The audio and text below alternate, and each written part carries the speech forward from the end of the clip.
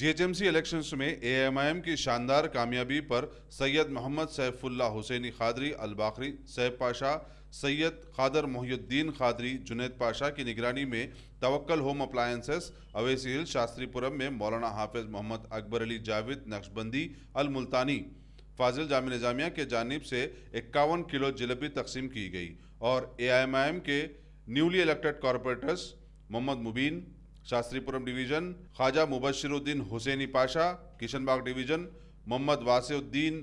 रैनबदा division की गुलपोशी की गई। इस मौके पर अयूब शाद, आसिफ चौधरी, एम ए गफ्फार, मोहम्मद अयूब, यावर खान, नासिर चाउश के अलावा दीगर अफराद भी मौजूद थे।